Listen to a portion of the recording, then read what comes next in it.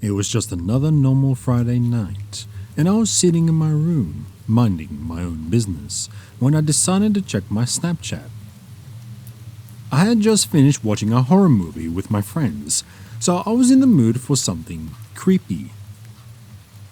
So I scrolled through my friends list, and I noticed that my crush, Emily, was online. I sent her a quick message, asking her if she wanted to add me on a secret Snapchat group that me and some of my other friends had created. To my surprise, she agreed almost immediately. I added her to the group, and within minutes, the other girls in the group started to send her snaps of themselves doing silly dances and making faces. It was all harmless fun, until I received a strange snap from one of the other girls in the group. It was a photo of an old abandoned house in the middle of the woods, with a message that simply read, "Come to this house at midnight tonight, if you dare." I was instantly freaked out, but I didn't want to show it. I quickly snapped back a reply, telling her that it was a joke, and we're all having fun. But as minutes ticked by, I couldn't shake the feeling that something wasn't right. The house of the photo looked eerily familiar, and I couldn't help but wonder if I was the same house that my friends and I had explored when we were younger. At exactly midnight, my phone started vibrating like crazy. I had received a bunch of snaps from other girls in the group, all of them showing up at the house. They were laughing and taking selfies, not realizing that they were being watched. I couldn't help but feel a chill run down my spine as I snapped back a reply, telling them to be careful. As the night wore on, the snaps got creepier. Emily sent a photo of a bloodstain on the floor, while another girl snapped a picture of what looked like a broken window.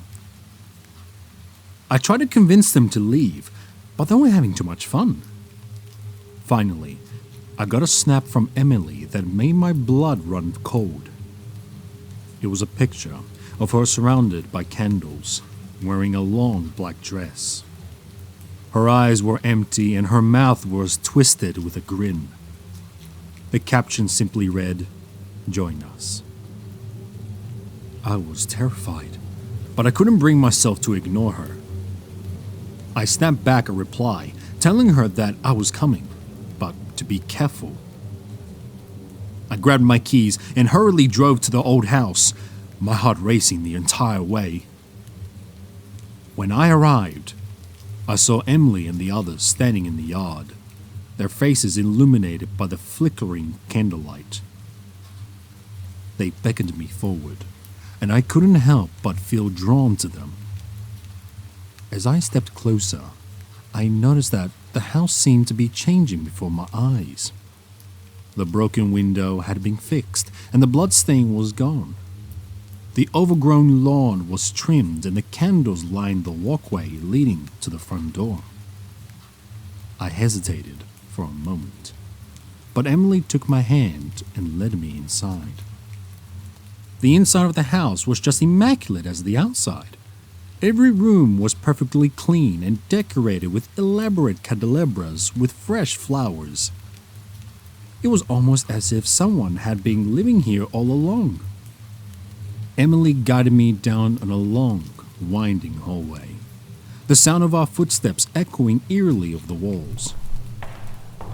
At the end of the hall, she stopped and turned to face me. "Welcome," she whispered, her voice barely audible over the pounding of my heart. "You're finally here." Before I could respond, she reached out and touched my cheek, her fingers cold and trembling. "I have been waiting for you." Her touch sent a shiver down my spine, and I felt as if I were about to lose control of my own body. "What do you want from me?" I managed to choke out. "What's going on?" Emily smiled sadly and shook her head. You don't understand, Tim, she said softly. You never did. This was always meant to be. And with that, she leaned in closer, her lips pressing against mine. As her tongue slipped past my lips, I felt myself to lose consciousness, falling deeper and deeper into the darkness. When I come to, I found myself lying on the cold, hard ground. My head ached and my mouth tasted foul. I struggled to sit up, wincing as pain shot through my body. As my vision cleared, I saw Emily and the others standing over me, their faces twisted into cruel smiles. Welcome back, Emily crooned. We were beginning to wonder if you ever wake up. I scattered to my feet, instinctively backing away from them. What do you want from me? I cried. Why are you doing this? Emily laughed, a cold, mocking sound.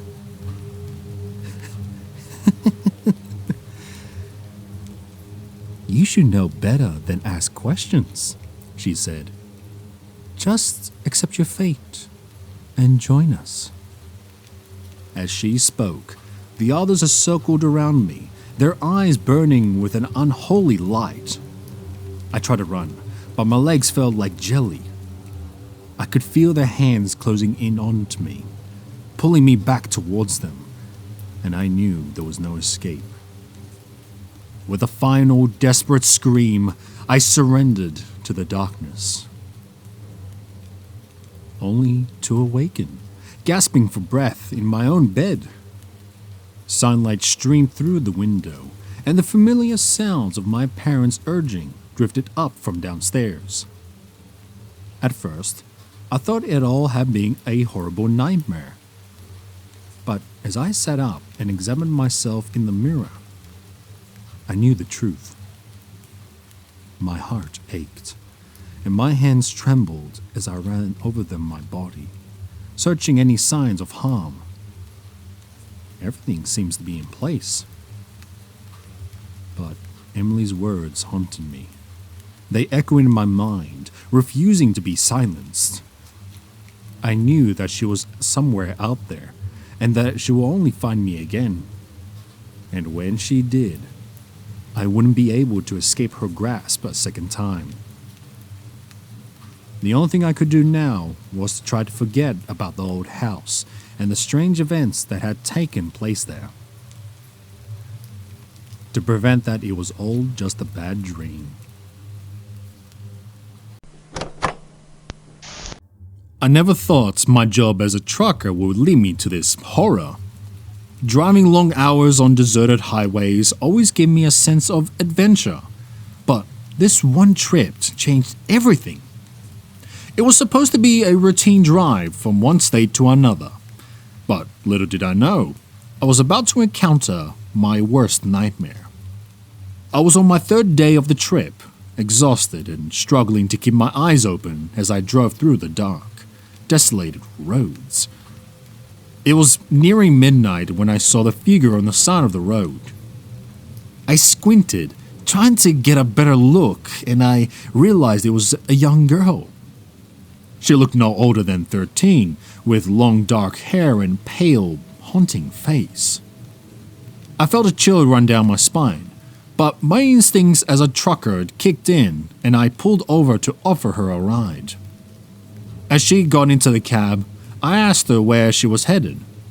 She gave me a blank stare and replied, "Anywhere that's far from here." I didn't want to pry, so I simply nodded and continued driving. But I stole glances at her in my rearview mirror. I couldn't shake off the feeling that something was off about her.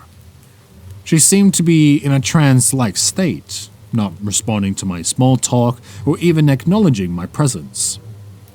As the miles passed by, I became more and more uncomfortable. I decided to break the silence and asked her name. She turned to me, her eyes piercing and cold, and said, "I have no name, but my friends call me the Wendigo." I tried to brush it off, thinking she was just trying to scare me, but her words left a lingering sense of unease in me. Suddenly, the temperature in the truck dropped drastically, and an eerie silence engulfed us. The only sound that could be heard was the thumping of my heart. I wanted to pull over and kick her out of the truck, but something held me back.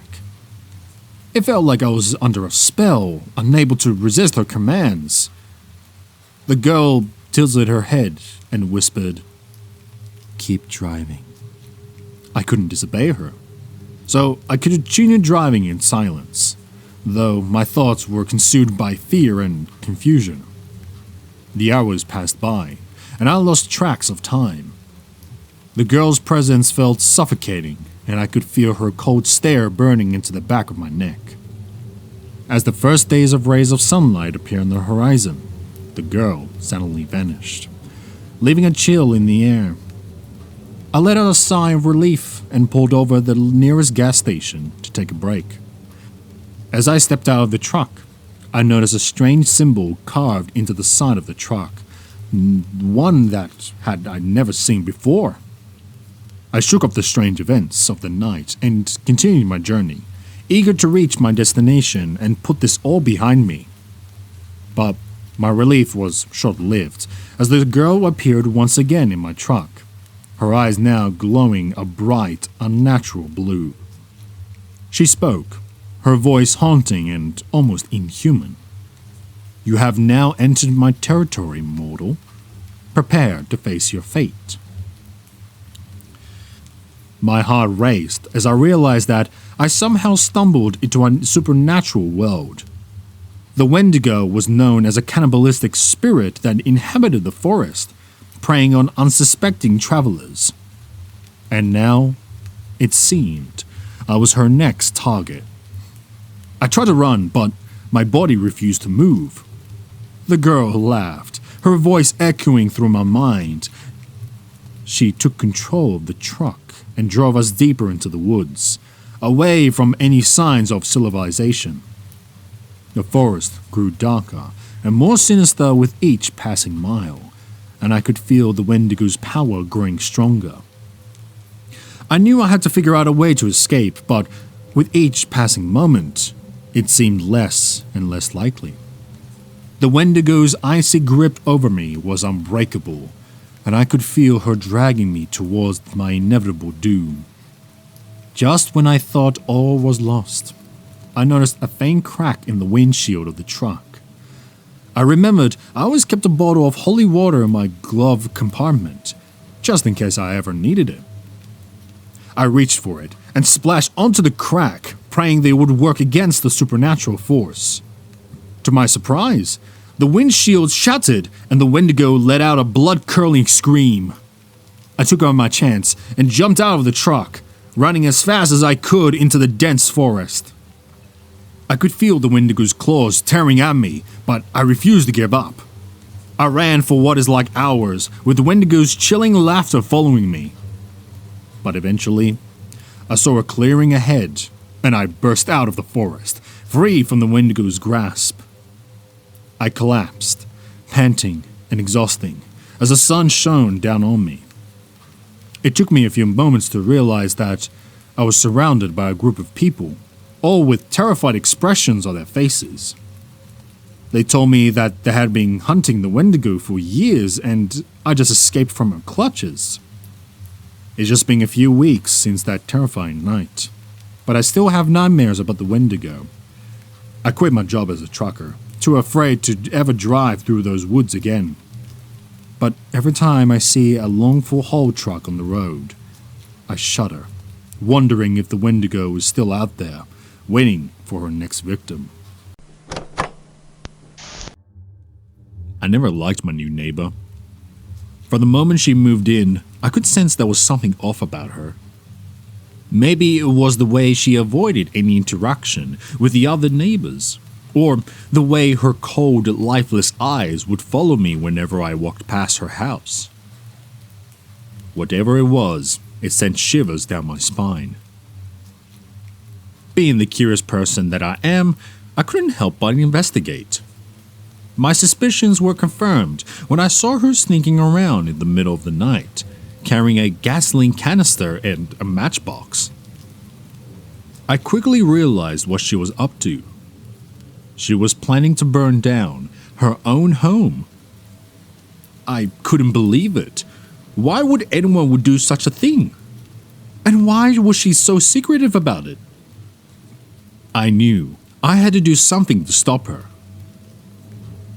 The next day, I went to the police and told them everything. They promised to look into it, but I wasn't sure they took me seriously. After all, I had no proof. I decided to keep an eye on my neighbor and gather evidence myself. Days turned into weeks, and I still didn't have any solid evidence. But then, one night, my dog started barking like crazy. I went to the window and saw my neighbor in the backyard, holding a large burlap sack. I quickly realized that she had snuck into my house in an attempt to frame me for her crimes. I called the police right away, and they arrived just in time to catch her red-handed. She was dragged away in handcuffs, screaming and struggling. But even as she was taken away, her eyes never left mine, filled with a deep hatred. The police searched her house and found a room with padded walls. Inside, they discovered disturbing evidence: newspaper clippings of house fires and missing persons, as well as a detailed plan of her twisted scheme to burn down her own home and frame me for it. It was clear that she had been planning for this for a long time. As the investigation continued, more disturbing details emerged. It seemed my neighbor had a long history of mental illness and a deep-seated resentment towards her previous neighbors.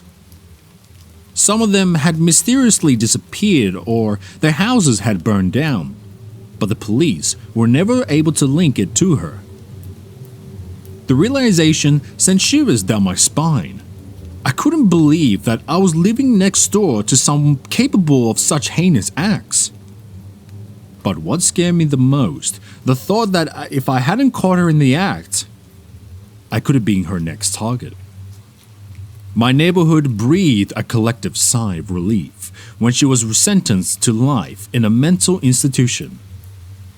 But for me, the nightmare wasn't over.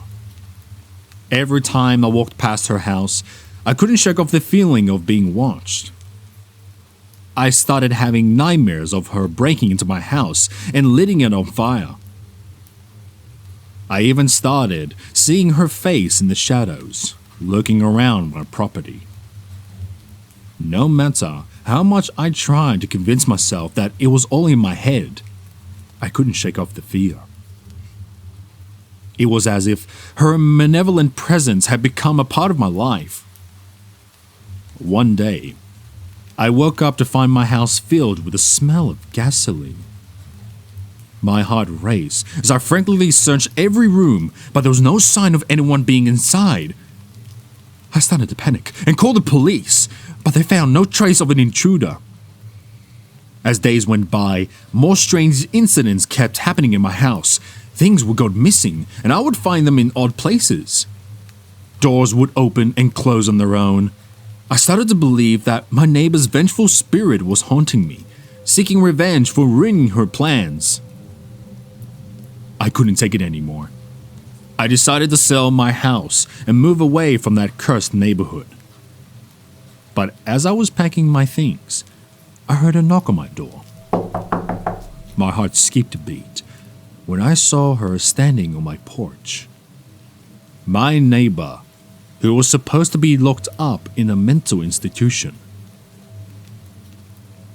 She had an eerie smile on her face as she handed me a piece of paper. It was a restraining order against me, claiming that I had been stalking and harassing her. I was shocked and confused. How could she manipulate the legal system to turn the tables on me? I tried to fight back, but no one believed me. In their eyes, I was just a disturbed person who was obsessed with my neighbor. I was forced to leave my house and move into a small apartment in a different city. But even though I tried to start a new life, I couldn't shake off the feeling that my neighbor was still watching me, no matter where I went.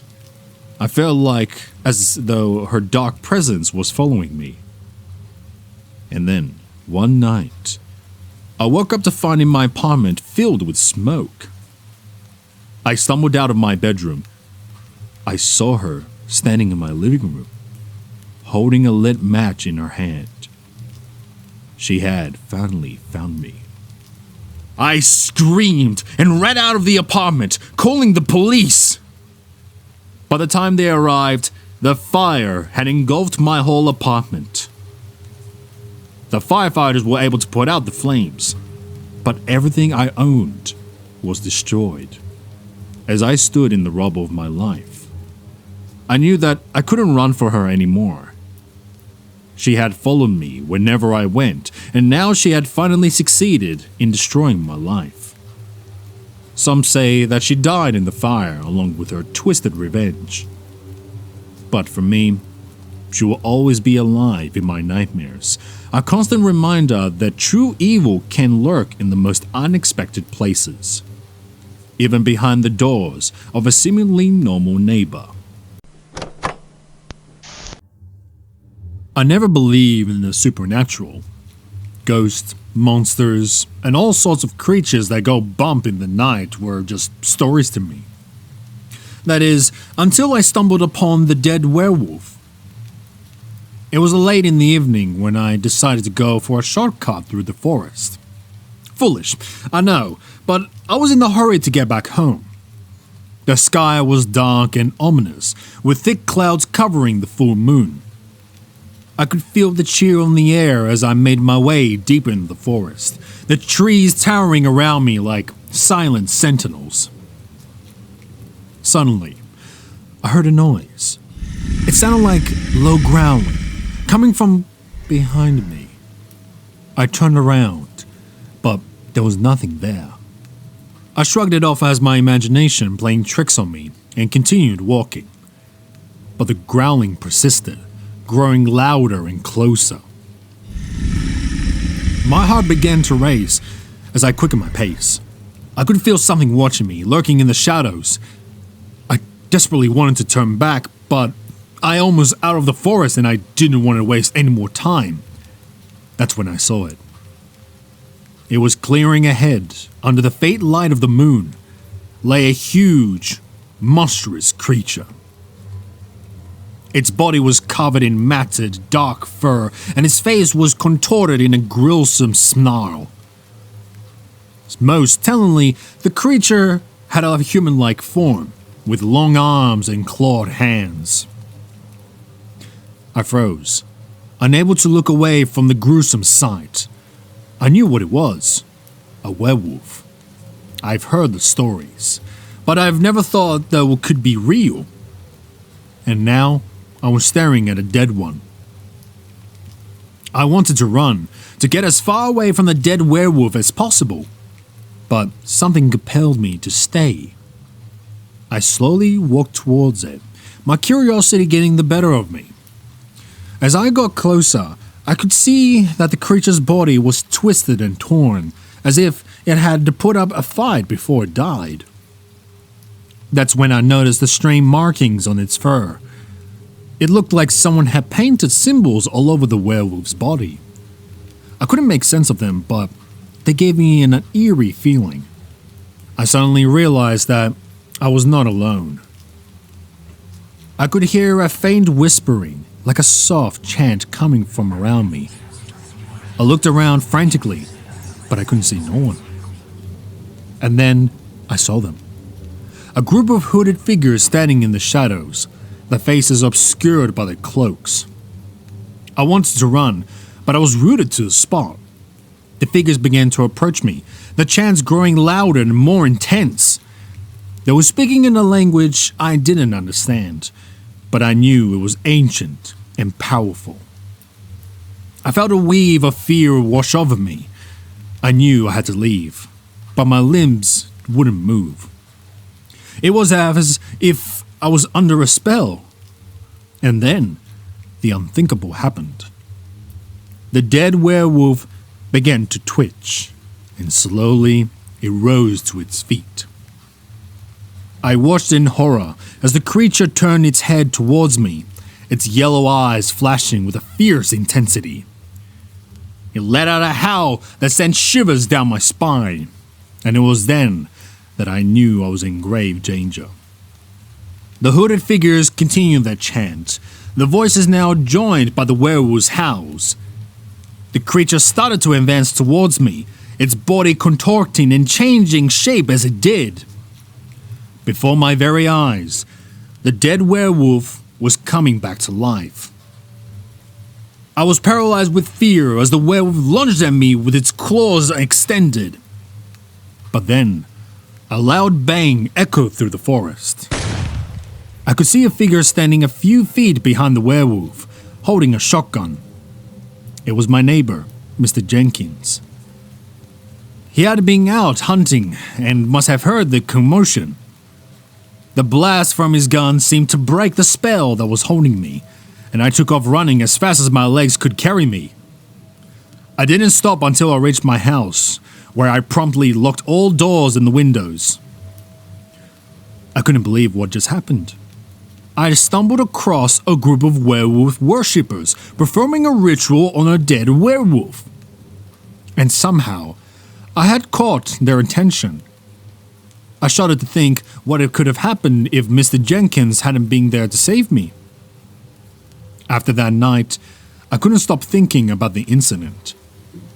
I did some research and found out that the markings on the werewolf's body were symbols used in a dark ritual to bring the dead back to life. I had witnessed it firsthand. I couldn't shake the feeling of being watched as the werewolf cult was still keeping an eye on me. I started having nightmares, with some hooded figures and a dead werewolf haunting my dreams. I knew I had to do something about it. There have been numerous sightings of werewolves in the area over the years, but they were always dismissed as just stories or hoax. But now, I knew the truth.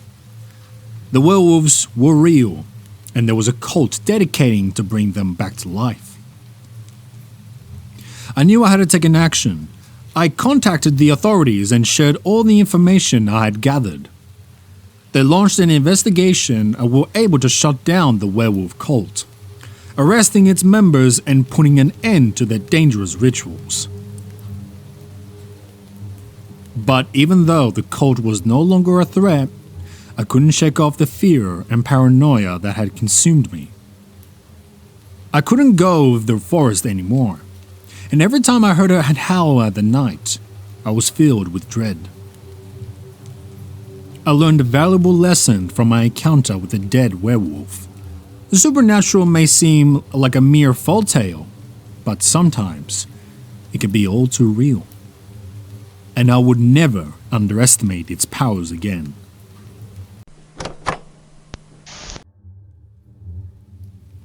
I had always found myself drawn to creepy things in life, spending countless hours scrolling through Reddit threads and forums, searching for the next chilling tale or paragraph. So when I came across a subreddit with no members, my curiosity was immediately piqued.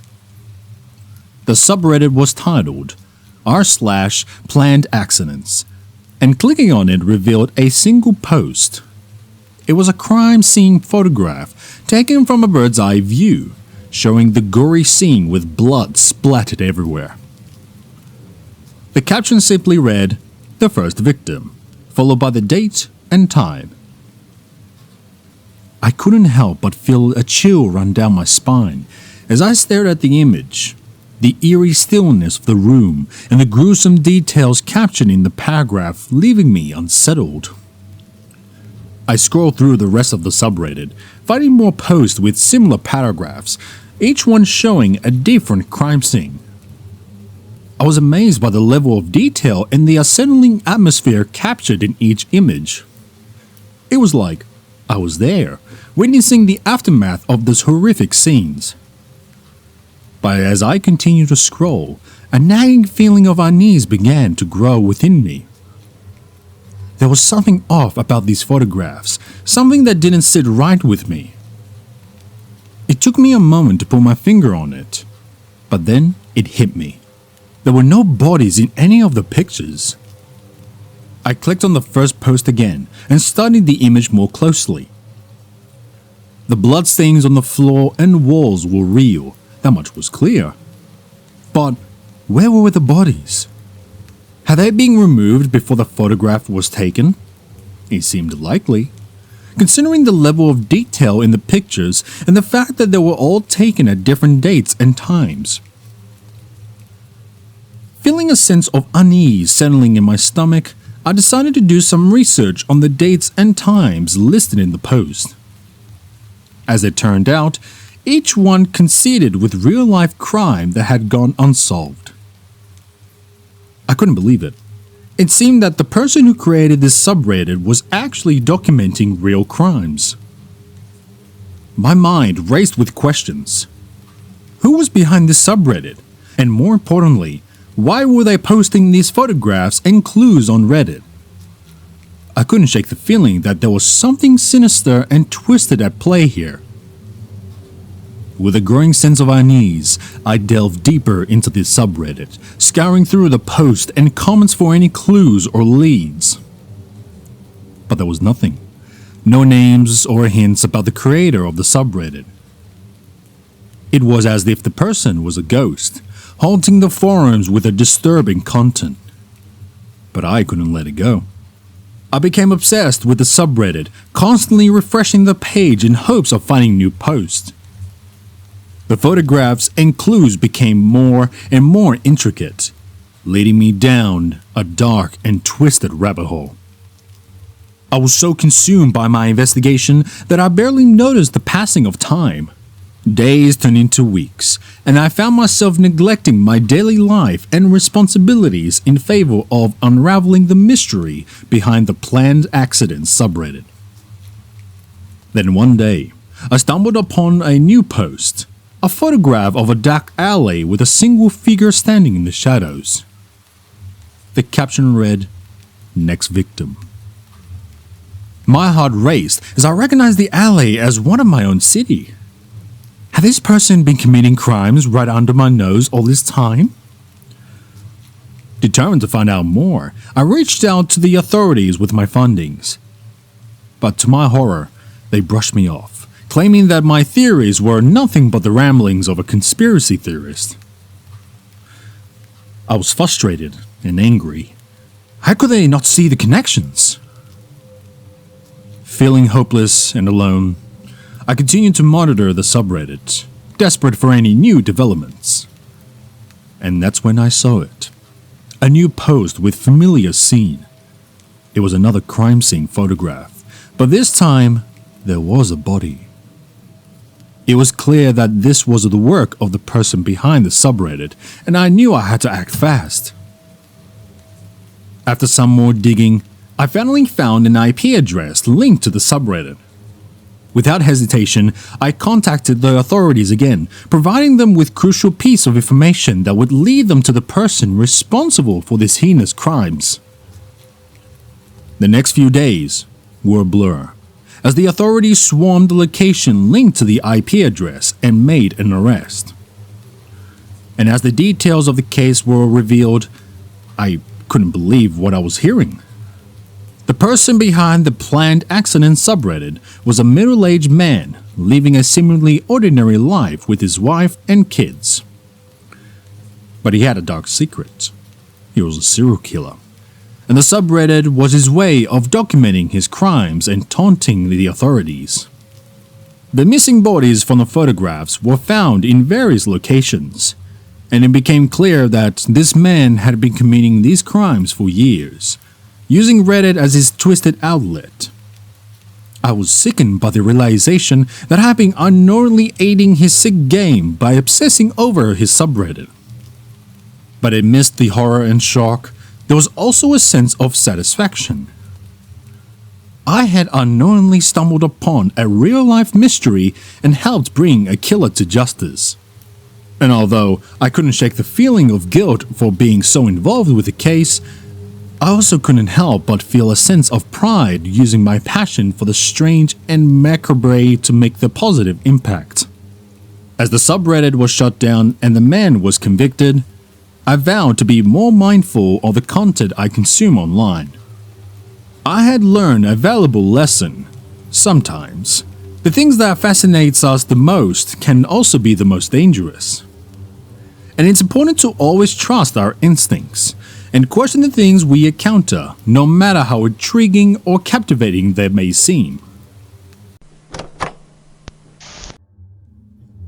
I had always had a fear of hospitals, ever since I was a young child. The sterile smell, the haunting sounds of medical equipment, and the pale, lifeless faces of patients always sent shivers down my spine.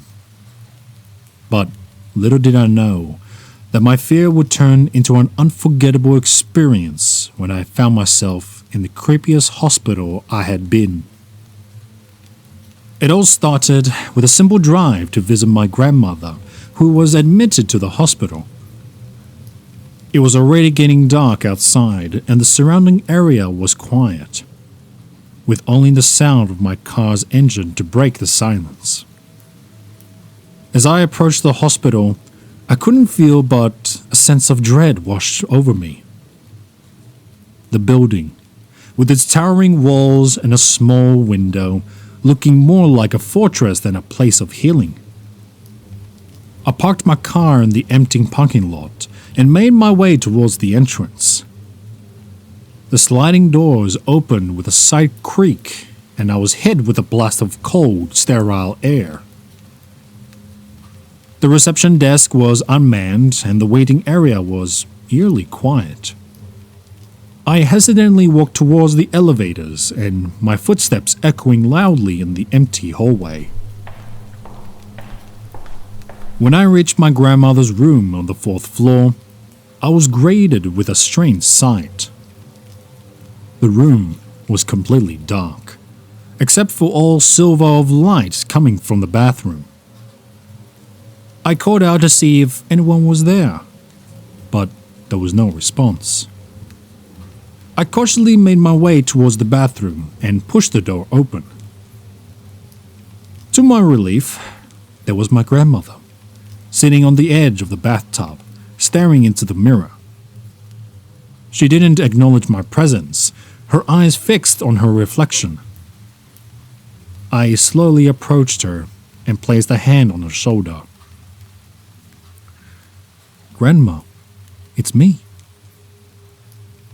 Her head turned slowly towards me, and I gasped what I saw. Her once vibrant blue eyes were now black, completely devoid of life. Her skin was pale and her lips crackled and dry. She started to speak in a monotone voice, her words sending shivers down my spine. "They're watching us. They're always watching." I quickly called for a nurse, but when she arrived, my grandmother's eyes had returned to their normal color, and she had no recollection of her previous behavior. As I left the room, I couldn't shake off the feeling that something was not right about this hospital. The next day, I decided to do some investigating on my own. I searched online for reviews of the hospital and was surprised to find that there were hardly any. The few reviews that I did find were all negative, with some mentioning strange occurrences and unexplained disappearances. I also found out that the hospital was known for its experimental treatments and that many patients had died under mysterious circumstances. Determined to uncover the truth, I snuck into the restricted areas of the hospital. The hallways were eerily quiet. with the only sound of my footsteps echoing through the building. I was about to turn back when I heard a faint voice coming from one of the rooms. I cautiously made my way towards the source of the sound. What I saw, it was something straight out of a horror movie. In a dimly lit room, there were rows of patients lying in the hospital beds, all hooked up to machines and IVs. But they were not normal patients. Their eyes were black and their mouths hung open, emitting a low, guttural moan. And standing in front of them was a group of doctors, the white coats splattered with blood. Before I could react, one of the doctors noticed me and ordered the others to capture me. I ran for my life, my heart racing as I tried to escape the clutches of the doctors. I found myself in a dark, maze-like corridor with no idea how to get out. As I frantically searched for an exit, I heard the sound of my own name being called out. I turned to see my grandmother. Her eyes now black with their lifeless state, beckoned me towards her. In a trance-like state, I followed her voice and found myself in a secluded room. My grandmother sat on a bed, surrounded by machines and monitors. She gestured for me to come closer in a barely audible voice. She revealed the truth of the hospital. This place is not what it seems. The doctors here are not human. They conduct experiments on the patients, stealing their life force to sustain their own existence. I was horrified by her words, but before I could process them, she grabbed my hand and placed it on her chest. I could feel her heartbeat, slow and weak, as if it was drained of life.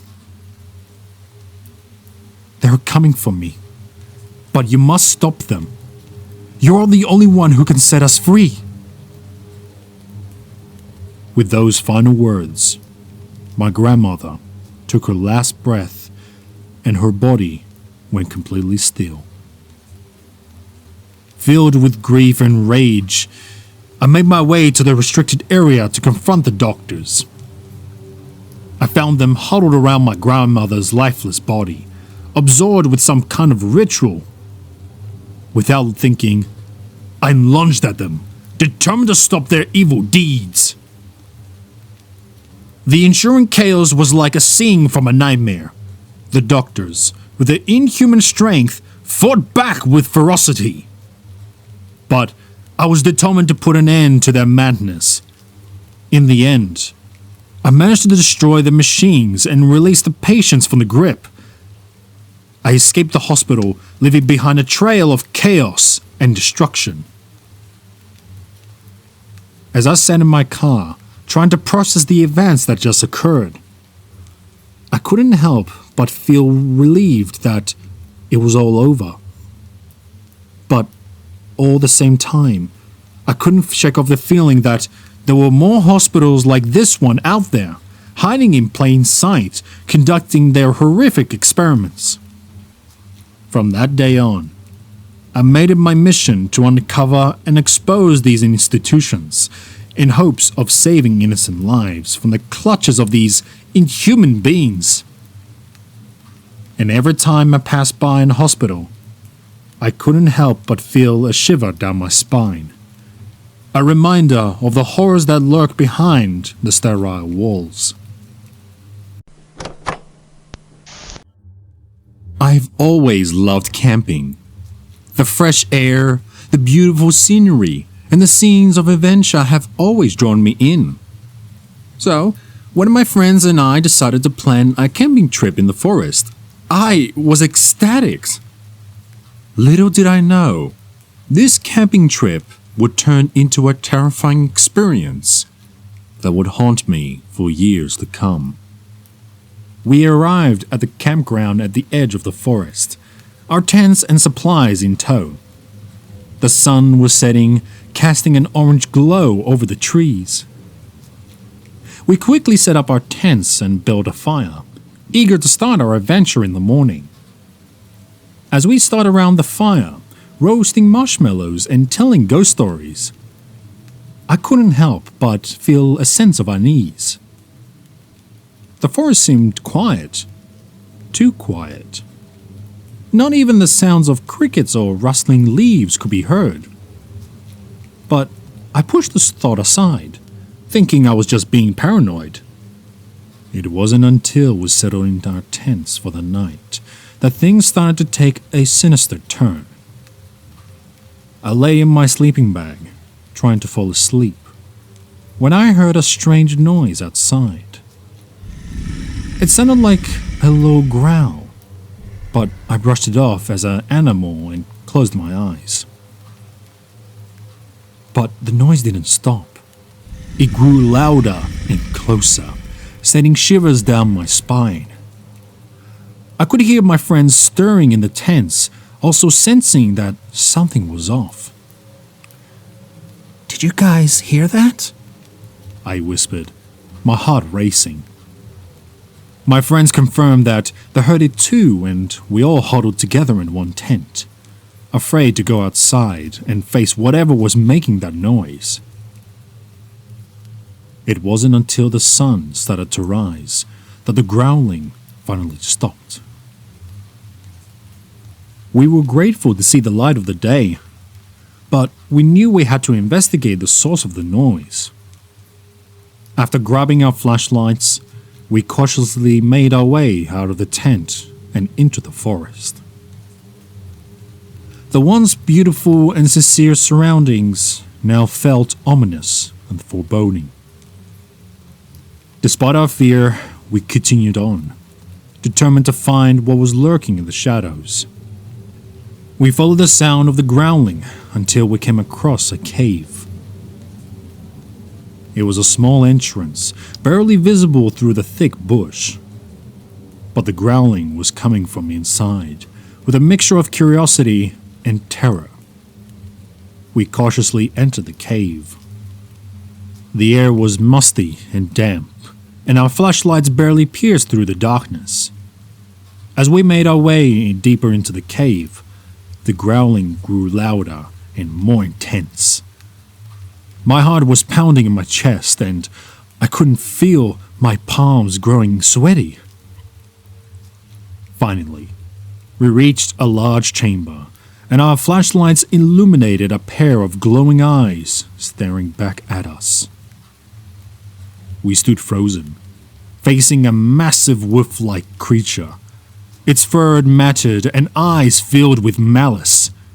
Its growls echoed throughout the chamber, sending chills down our spines. In a panic, we turned and ran, the creature's snarls and howls ringing in our ears. We ran for what it felt like hours until we finally reached the safety of our campsite. We quickly packed our belongings and left, never looking back. The experience left us unshaken and terrified, and we promised to never speak of it again. But as the years went by, I couldn't shake off the feeling of being watched whenever I stepped into the forest. Every rustle of leaves or howl of the wind felt like a reminder of that terrifying night.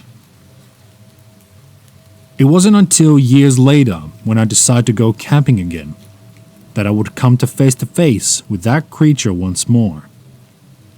This time, I was alone. I had chosen a different campground, far from the forest where my friends and I had encountered the monster. But as I set up my tent, the feeling of unease returned. I pushed it aside, determined to not let my fear control me. That night, as I lay in my sleeping bag, I heard the familiar low growl. This time, I knew I couldn't ignore it. I grabbed my flashlight and bravely made my way towards the source of the sound. My heart was pounding as I entered the forest, my flashlight shaking in my hand. I could hear the growling getting louder, and my steps grew slower with each passing second. Finally, I reached the same cave from years ago. The monster was still there, its glowing eyes staring back at me with a mixture of anger and hunger. I could feel my body freeze in fear, but my curiosity took over. I wanted to know what this creature was and why it had haunted me for so long. With trembling hands, I slowly approached the creature, its growls growing louder and more aggressive. But instead of attacking me, it simply retreated to the back of the cave as it was afraid of me. But as my flashlight illuminated the back of the cave, I saw something that ran my blood cold. There, lying in the corner, was the skeletal remains of a human. It was then I realized that this creature was not a wolf, but a werewolf. In that moment, everything clicked in place. The growls, the sense of being watched, the fear that had followed me for years. It was all because of this creature, this werewolf, who had been terrorizing the forest for who knows how long. I quickly backed away from the forest, my mind racing with fear and shock. I ran back to my campsite and packed my things and determined to leave this cursed place and never return. As I drove away, I couldn't help but feel a mix of relief and sadness. I was relieved to have finally uncovered the truth behind that terrifying camping trip, but sad that it took me so many years to face my fears and find closure. To this day, I haven't told anyone about my encounter with the werewolf. Some say it was all in my head, a figment of my imagination. But I know the truth, and it will haunt me forever. The forest may still hold many mysteries and dangers, but I know that I have faced the scariest one of all. As I slid into my usual spot behind the register, the familiar scent of fries and burgers greeted me like an old friend. It was another long, quiet night at McDonald's drive-thru, the only light coming through the faint glow of the golden arches and the stars above. The air was cool against my skin, a welcome relief from the relentless summer heat. I adjusted my headset and gave back a quick glance at the security monitor when a strange figure caught my eye. At first, I thought it was just a trick of the light, but as I focused, I realized it wasn't. There, in the drive-thru lane, stood a creature unlike anything I have ever seen before. Its long limbs and glowing eyes seemed to pulse with an otherworldly energy, and I couldn't help but feel a shiver run down my spine. I hesitantly reached for the intercom, my heart racing as I wondered what I should say to this thing. Hi? You can't be here. This is a restricted area. You need to leave. I stammered, my voice quivering slightly. The creature didn't move, its eerie gaze never leaving me. I waited, my ears straining for any sound, but the only thing I could hear was the distant hum of the fryers and the cars passing by on the road outside. The minutes ticked by, and still the creature didn't budge. A strange sense of curiosity began to replace my fear. I took a deep breath and tried again. Look, I don't know who you are or what you want, but you need to leave. This isn't the place for creatures like you. I said, my words coming out more confident than I felt. Again, the creature remained silent and motionless, its glowing eyes unblinking. As the eerie minutes stretched on, The eerie silence was interrupted by the faint sound of the car horns in the distance. I glanced at the security monitor and saw the growing line of cars forming outside the drive-thru. Word of my encounter was spreading, and the people was coming to see in for themselves. I felt a strange mixture of fear and excitement wash over me. Maybe, I thought, this creature wasn't so bad after all. Maybe it was just trying to bring some excitement into my boring old life. The creature seemed to sense my newfound curiosity as its glowing eyes flickered in my direction. I took a deep breath and decided to try communicating with it again. Hey, I am Emma. Can you talk to me? I asked, my voice barely above a whisper. There was a long pause, and then the creature's image in the security monitor shifted, as if it were trying to respond. Images and feelings began to flash through my mind, like a distorted dream. I saw strange, alien landscapes and felt a strange of peace and wonder wash over me. I couldn't understand what it was trying to say, but I knew that it was trying to communicate with me. As the night wore on, the creature returned into the mind's eye, its presence becoming more and more confronting. I began to look forward to our late-night chats, finding solace in the knowledge that something beyond my mundane existence still existed. The news of my encounter spread like wildfire, and soon the normally empty drive-thru was teeming with people all hoping to catch a glimpse of the mysterious being. I found myself telling stories about the creature to anyone who would listen. My once ordinary job at McDonald's transformed into something more akin to a midnight circus act. And then, one night, it happened.